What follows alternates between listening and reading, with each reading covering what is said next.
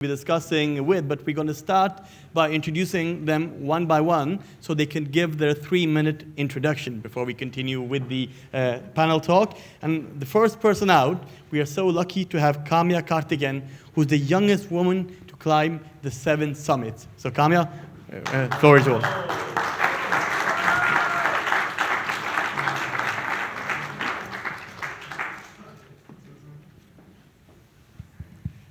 Hello everyone, I'm Kamya. I'm a 17-year-old mountaineer and ski mountaineering athlete from India.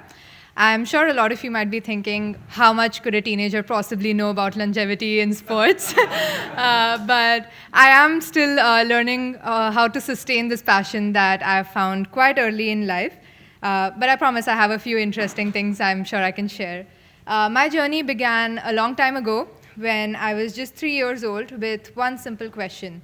Why does my dad go to the mountains and leave us behind to climb mountains? That question prompted my mom to take me on my first Himalayan trek to Chandrashila Peak in Uttarakhand, India at the age of 7.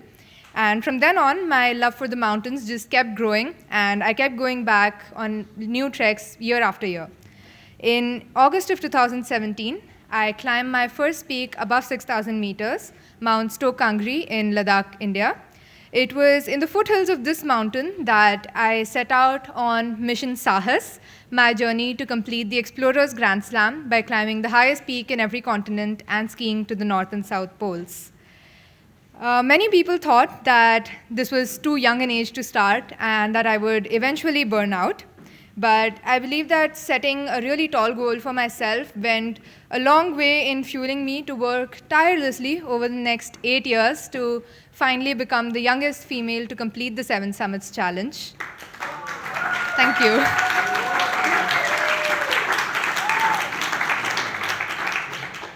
But the journey hasn't just been about reaching the summits. It's been about overcoming the setbacks, challenges, life-threatening situations, and irrecoverable losses.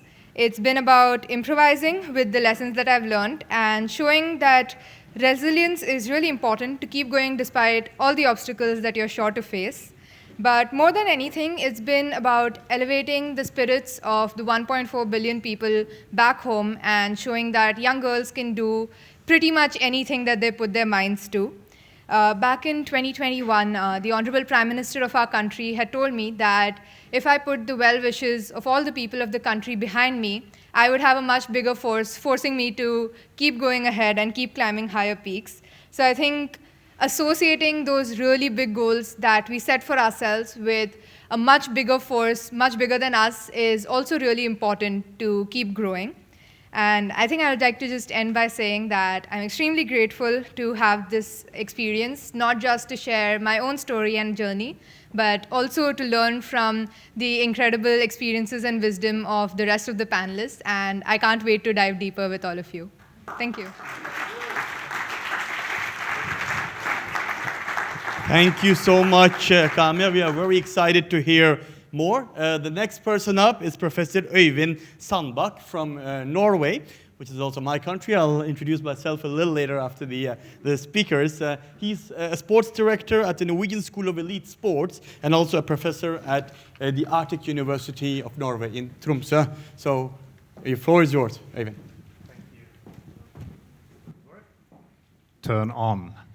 Thank you, and thank you so much for the introduction. I think listening to women achieving such big performances are really inspiring for me, and I hope we can discuss women in sports a little bit more afterwards. I first will start with my understanding of the terms. Longevity. And longevity in high-performance cultures is for me about being in constant development. And resilience is the foundation for it. It's a mindset, it's a skill set, and it requires a system, support system to be sustainable. And the good news is that it can be trained, it can be learned, and it's not something you're born with. And I want to just mention 4 key drivers for longevity and the underlying resilience that I think is important. A grounded and growth mindset. The growth mindset is a popular word now. For me, it's about clarity of purpose. You need to understand the why. It's about personal values being aligned with the purpose. A structured support system is highly important. You're not born with resilience, and it's not only grit that gives you results. You need to build a support system, you need to fuel it, and you need to do that with human support and some kind of structure. And in sport, this is normally done through testing. You normally do some kind of testing to check if your athletes are on the right path and to give them confidence that this is the right way to go.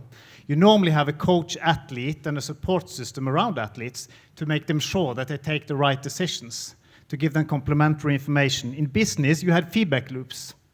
So you constantly learn, and you have mentorship. You normally say that everyone should be a mentor and everyone needs a mentor. And you develop a coaching culture. And then it's all about learning and adapting. It's constant recalibration. It's about seeing failure as a possibility to learn and success as another possibility to learn. And then it's the final point for me, which is sustainable load management. Because it's not always about pushing harder, it's about prioritizing and pushing smarter. It's about recovering better and being in balance, mentally and physically. And it's about doing less failure. So if you learn from failure, you don't necessarily do them again. And it's sometimes about tolerating more load. And how do you do that? And that's about maintaining passion. Passion is the fuel that enables you to produce power. And it's about teamwork. Because in teamwork, you can share the load. With teamwork, it feels easier. With teamwork, you have joy. And it's possible to do more and harder work. So for me, longevity is about continuously evolving, adapting, and leading with purpose. Resilience is about clarity of purpose, having good human connections and people around you, and a system that enables you to constantly learn and be secure.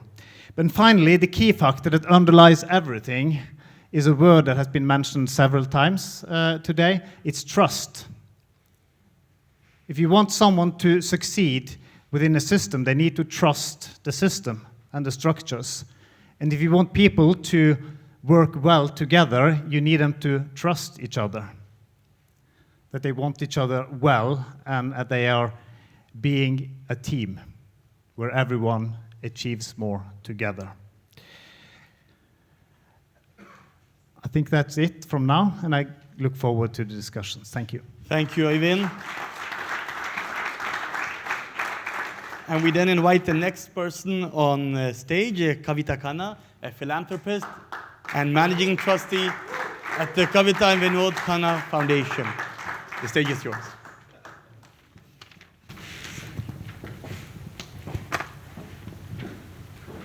Hello, friends, and especially our new president of the World Forum for Ethics and Business, Mr. Sanjay Pradhan. Sanjay, please stand up. Everyone knows them. I mean, they know you anyway, but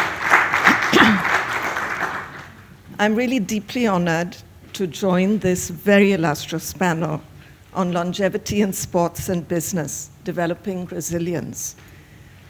When I reflect on my journey from philanthropy in the Kavita and Vinod Khanna Foundation to this summit, different from yours, but still a summit, I know that resilience, purpose, and ethical leadership are the threads that bind elite sports and impactful social change. Take Kamya's example, whose ascent of Everest and the 7 summits embodies raw resilience and the audacity of youth. Her journey proves that early purpose, nurtured with discipline, sets the foundation for lifelong impact. Similarly, Oyvind Sandbak's research on sustainable performance in elite sports highlights how structured training, recovery, and values-based focus enable athletes to excel over time. In Gurdaspur, Punjab, which is a rural area in India on the border of Pakistan, where I have worked for over 27 years, we face a test of resilience far beyond sports. 1 in 3 households battles drug addiction, with children as young as 10 years old being on the worst kind of opioids. This crisis is tearing families apart, devastating our socio-economic fabric, and we have had to rise to the occasion and to do what needs to be done. And so very often it is not, you may not have a goal. I think a lot of sports people have started without having a specific goal in mind. But when you have a call to action, you need resilience to do what needs to be done. And I think my learning from my journey has been that no matter how difficult it is, you will find your own path and you will ascend your own peaks. And I think that what I've also learned is that I'm not striving at this stage in my life to have fun and to have experiences. I'm looking now to give back. And I think what has enabled me to do it, because honestly, every time I go into the area that I'm working in, it's with a lot of trepidation. It's not like I'm, just looking to go there. But I myself was a sports person. When I started swimming at the age of 5, and I had a national record under 8 that I'm told was not broken for 26 years. So I had a national record that was not broken for 26 years.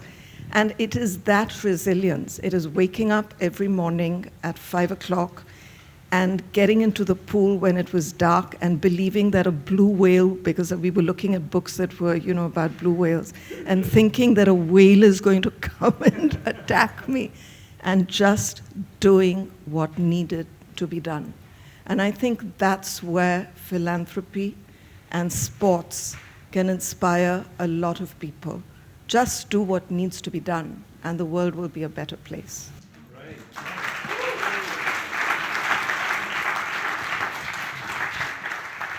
And thank you for those wise words. We go further to the last panelist, Mr. Ibrahim Slaoui from Morocco. He's the president of the Mafodder Group. And I've been told you have quite an amazing story regarding your swimming. Thank you. So, ladies and gentlemen, good evening. Happy to share some of my story. So, I grew up with asthma. I used to struggle for breath as a kid. I felt isolated with a weak body. I had to deal with anxiety because of lack of breath. I felt different. Yet, at the age of 67, I swam the English Channel twice in 15 days as a relay and as a solo this June.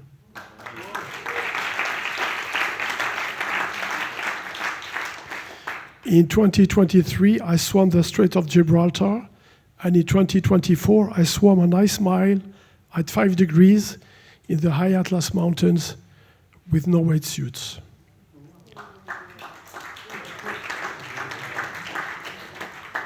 All these challenges were taken under the supervision of international bodies. I trained hard to prepare for the channel. I swam around 1,500 kilometers in a year. I swam 20 hours at 5 degrees in a swim camp in Dover. I never swam competitively. I have been swimming regularly in pools since I was 20 years old. I discovered open sea swimming 7 years ago. I succeeded in swimming the English Channel in a relay. I also attempted to swim in solo from England to France. I swam for 14 hours, covering 53 kilometers through thick fog and strong tides. I fought through what channel swimmers call the graveyard zone, just 2.5 kilometers from the French coast, where I had to swim against the tide through waves and gusting winds of up to 18 knots. After nearly 1 hour of battling the tide, exhausted, I made the hardest decision a swimmer can make. I stopped. It was one of the greatest lessons of my life, knowing my limits and accepting them with dignity. Like in life, not every crossing leads to the other shore, but every crossing leads to a deeper understanding of who we are. Yet open sea swimming has taught me humility, because you surrender to nature and to the sea. You do not defy them. It also taught me about endurance and resilience, because the environment can be even more hostile if the swimmer is exhausted. The question people ask me, why do you do these extreme challenges? First, I really enjoy swimming. It calms my mind, it clears my mind. As I said, when I was a kid, I was anxious, so it learned to improve my focus and to find well-being. I also, when I did this challenge, the channel, I was thinking about my mother who died of asthma, and it was like giving her a breath.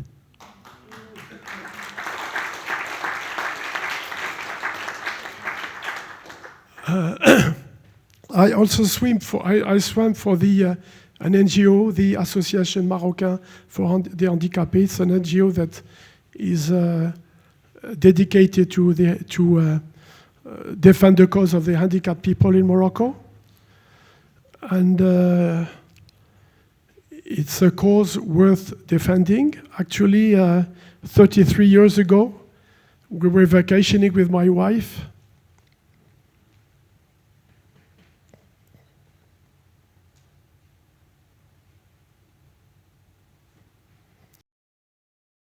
In Costa Rica, and we were crossing a bridge, and she fell off the bridge, and she became paraplegic.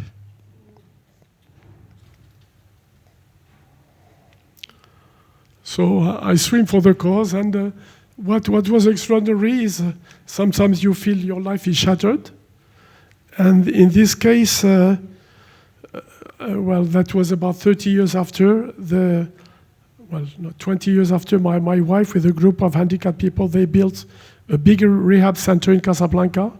It's the only one, and today it employs 200 people. It has 120 beds. They are raising money to do an extension of the hospital. So the channel was there to not to raise all the funds, of course, but to support the cause. And it was very, for me, I was very proud to associate the cause of extreme sports to a cause of people that are, you don't look at, people who are fight for their autonomy, for their mobility. And these people, the cause of handicap is not something that you associate easily with, because it reflects on your fears of being dependent one day. So I was very happy and proud to support the cause, and so maybe in a few years from now, you will this extension will be a reality. And thank you so much.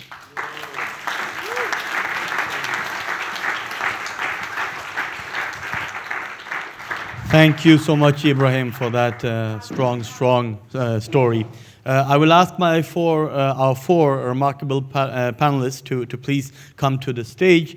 In the meanwhile, I'll also take the opportunity to present myself. You can please take your places. My name is Himanshu Gulati. I'm a member of parliament in Norway. I've also served as a Deputy Minister to the Prime Minister of Norway and as a Deputy Minister of Sports and Culture. And I'm very grateful to be invited here to moderate this panel. And we heard 4 remarkable but very different stories. I think it's over on that side.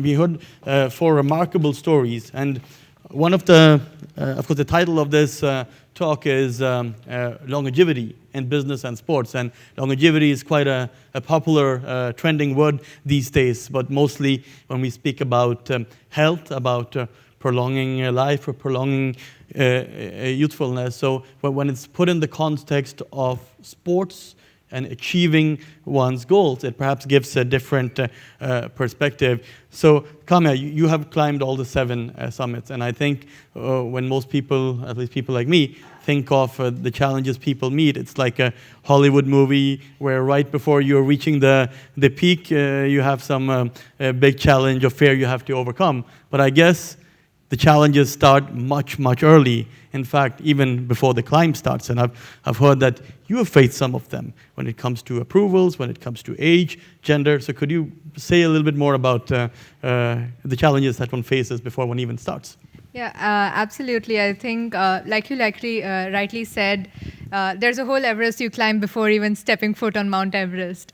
We've had to face a lot of problems with logistics, with permits. I was climbing in Argentina when I was 12. This is back in 2020. And we were supposed to get a special permit from the national park to set out on the expedition.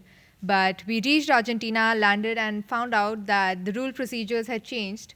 And we now needed to go to the juvenile court there in Argentina to fight a case and get a permit. And there was no precedence, which meant that the court initially declined to even hear our case. So we spent 2 weeks fighting a legal battle in a country where we didn't speak the language to finally get a permit to just set foot on the mountain. And once we were there, the guides weren't too happy about taking a young 12-year-old girl on the expedition because they didn't want to risk the chance of anything going wrong. So on the 11th day of our expedition, we were going to our summit camp, and the winds were slightly higher. So we stopped a couple of times to warm up our hands and change into a warmer pair of gloves. But the guides took advantage of that, misrepresented it as signs of altitude sickness, and forced us to descend down to Camp 2. Although the doctor at Camp 2 checked me out and said that my vitals were much better than the morning, the guide had sent down our sleeping bag and our tents to the base camp. And we were left with no option but to climb all the way down the mountain. But I did not want to let someone else's judgment come in the way of my dream. I had traveled halfway across the globe to be there. So we fought for a second chance and rightfully got one with a new guide who believed in me and in my dream. And we went ahead and climbed the entire peak a second time. And similarly in 2022, when I went to climb the highest peak in North America, there are only 7 companies that are certified to run guided expeditions on Mount Denali. And none of them were ready to take me because I was 14, a girl, and that too from India. So they seemed to think that all the odds were stacked against me. So we ended up having to go on an unguided expedition of just me, my dad, and 2 other climbers from India on Mount Denali, which is considered to be one of the toughest of the 7 summits. So there have definitely been a lot of logistical challenges that start even before the climb. And I think a lot of mental challenges and physical challenges even when you're on the mountain as well. This just sounds insane. So let me get it right. At the age of 12, you went to South America, to Argentina, and you had to fight in a juvenile court for the right to climb a mountain. Well, very impressive. We continue to Øyvind, and Øyvind as a professor at the Arctic University of Norway and an expert on sports, I'm sure you've seen and studied a lot of athletes, the best, the not so best, the ones right behind the best. Could you say a little bit about what differentiates the absolute best from all those who almost reach that top position, and what difference do you see in motivation? Does motivation or the purpose behind why one is doing what one is doing help sort of roll the dice over? No, and from the research that we are currently doing now, actually, it's quite interesting because, and it's quite coupled to, at least how I define longevity and resilience with regards to world-class performance. Those who are really taking out their full potential and not only winning one international medal, but win medals after medal, they are less injured, they have less health problems, so they have the possibility to maintain good training over many, many years. And even when they are on top, doesn't seem like they are on the limit. They have less sick days, less injuries, and they can continue for longer. And of course, when you achieve good results, then you also maintain your passion. You maintain belief in what you do, which is, I think, something we need to be very careful on when we build up young athletes. It's very easy to take the fast track.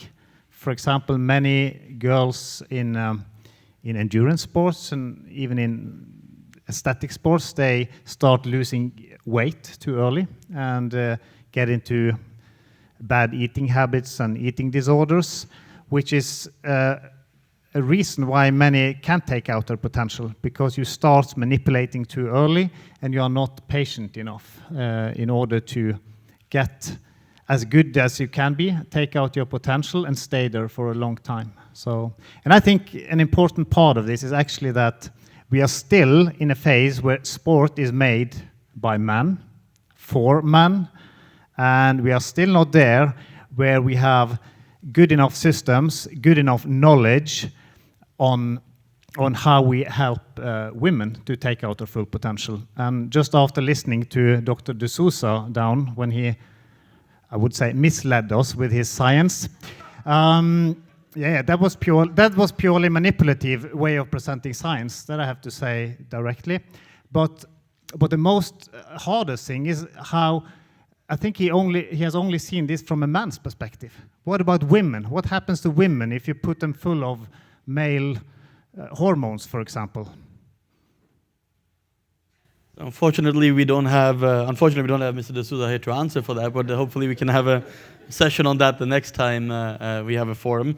We'll continue to, Kavita, and you spoke about how you've helped a lot of young people get away from the wrong track in life and hopefully get on the right track. So what do you see as the reason that people choose to take the step to alter the path in life?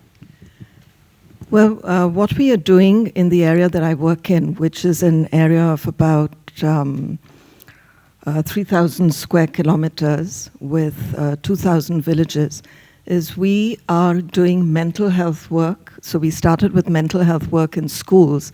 It was an Art of Living program called Har Ghar Dhyan, which translated means meditation in every home, mandated post-COVID by the government of India because there had been a lot of disruption, a lot of domestic abuse during COVID. So we reached out to over 600 schools in the area, and what we're now looking to do is to actually work on having a daily practice of breath work and yoga so that the children come and they do that first in the morning assembly.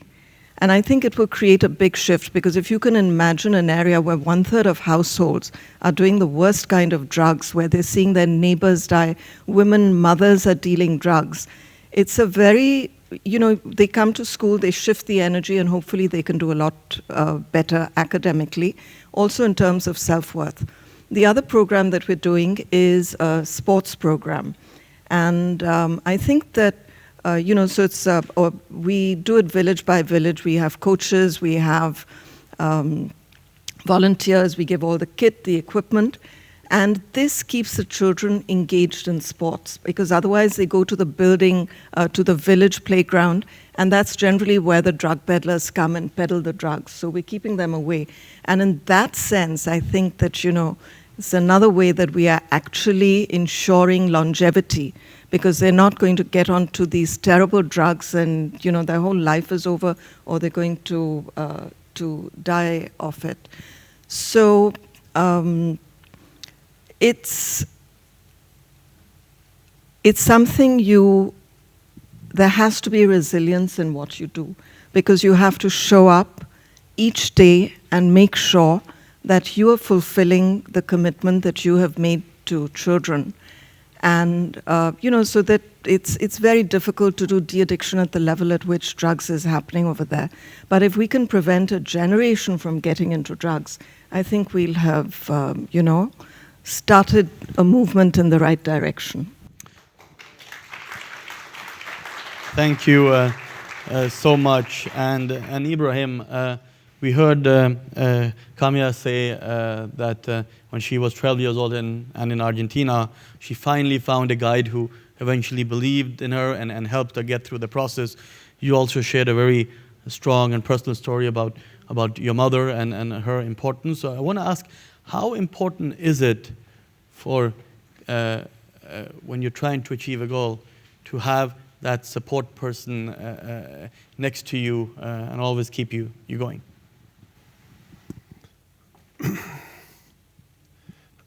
Well, I think the person who helped me was myself, in the sense that my character is to, it's not to dream, but to achieve things. And I am an entrepreneur. I always wanted to achieve things, and I started the business in the castings, where there was no technology in Morocco, there was no know-how.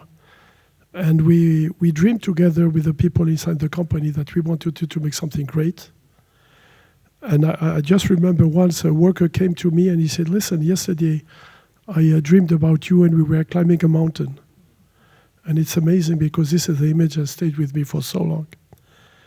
And I think it's also part of my nature because in the foundry business, you use raw materials or scrap, and you give form and you give utility use to the parts, and these parts work in very heavy,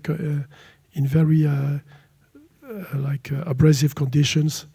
And sometimes you say, well, you don't choose the profession; the profession chooses you. And I think this is I found myself really alive in this profession. And I thought also that swimming also was tamed my fire inside of me, because I have I won't say not impulsive, but I am always looking for new ideas. And also I think the swimming has found me.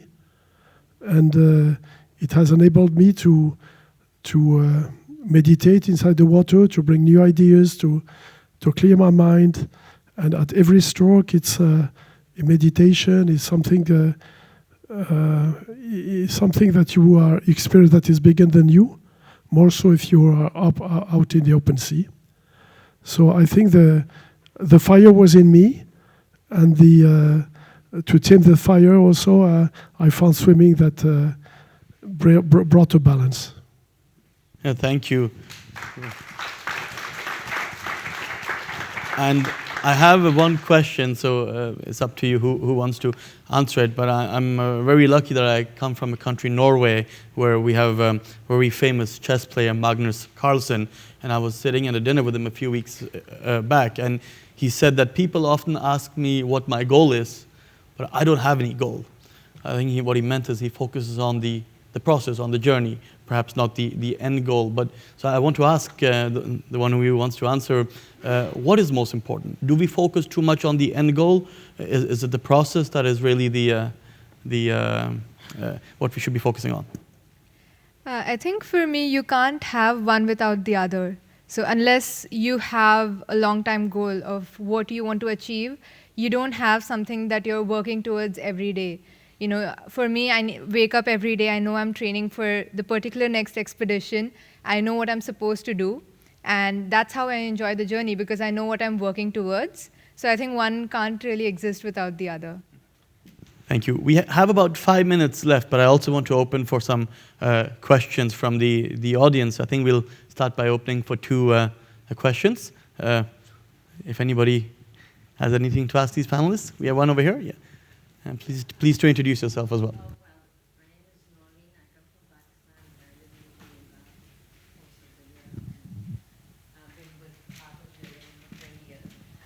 I want to ask the sports professor, in your experience, am I on? How many sports people across the board do you know of that practice what we were discussing in the earlier session, breath work, as a first step?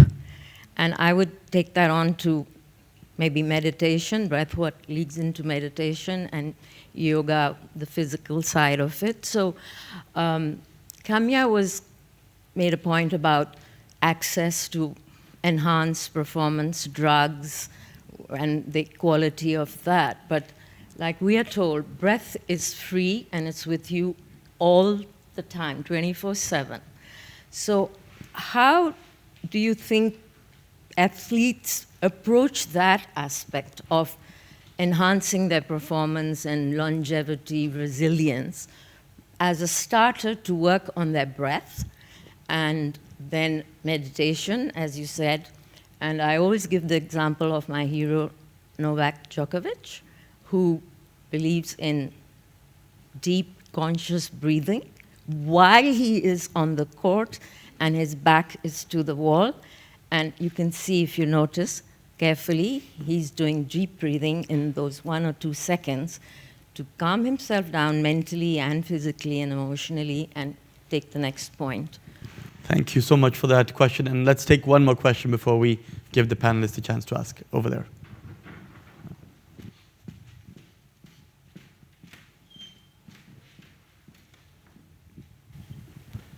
Thank you for the contribution for all of us.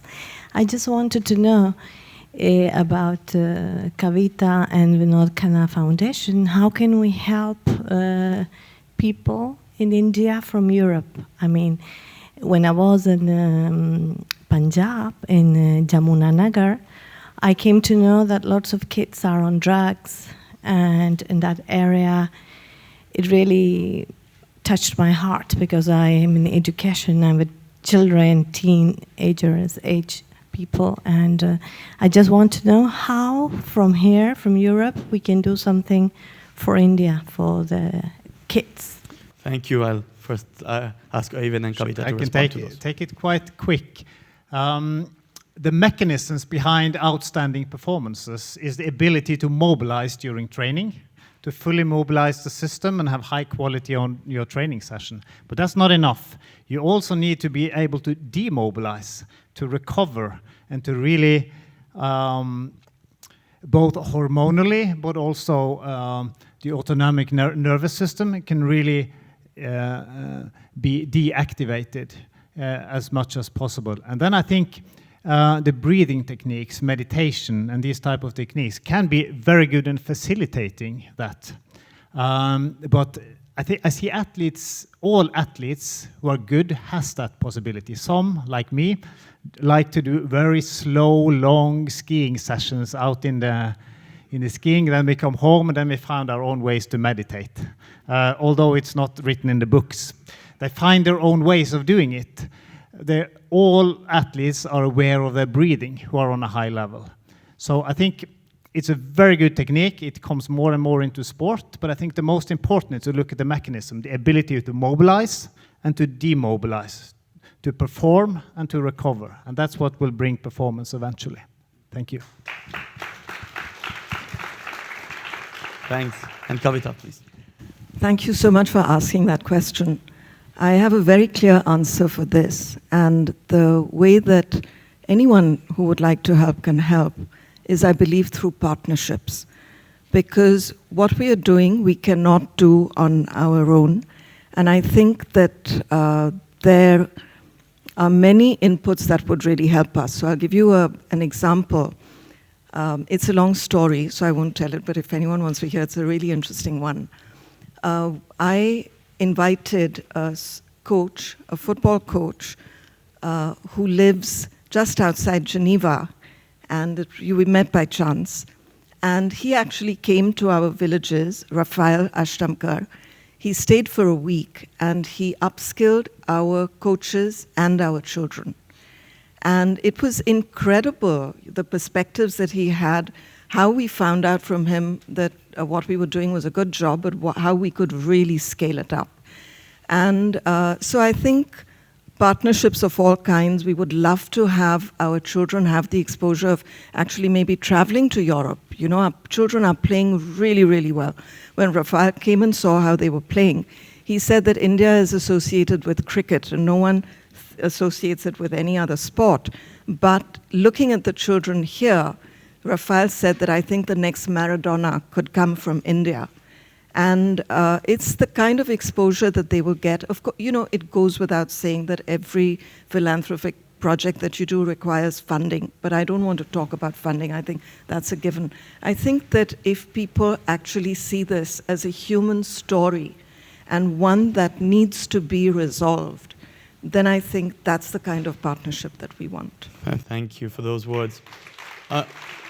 We are very short on time, but I want to ask a final question to both Ibrahim and to Kamya. Ibrahim first, because you are primarily a business leader, but also involved in the activity sports you mentioned. What would be your advice to traditional business leaders and what can improve them, given your vast experience? Well, first I think to be successful in business, you have to think long term. It is not... because people sometimes jump from one activity to the other. I've been in this business for 42 years, and we're only now reaping the benefits of this, crossing.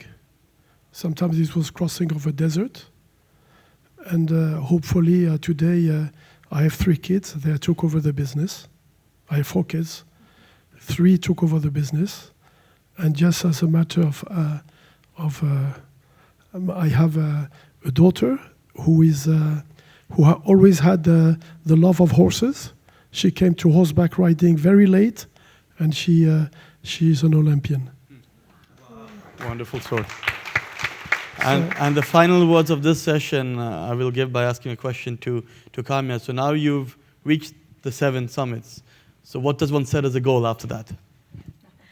I think there's always more to do, especially with mountaineering. The Himalayas, and I'm sure everyone here would say the Alps, they have more than enough mountains to climb in a lifetime. But in the short term, I hope to ski to the South and North Poles. I'm going to the South Pole this December, so I would request all of you to please pray for a safe and successful expedition. And of course, after the 7 summits, I hope to climb a lot more in the Himalayas. And I'm also a ski mountaineering athlete. I've just gotten into the sport, so I hope to improve on that front and maybe represent the country someday in a competitive sport as well. Well, you get the very best of luck from all of us here today. And thank you to all the panelists and to Ashutosh, who's helping from the side. The session downstairs continues in just a few minutes, so please make your way downstairs. Thank you.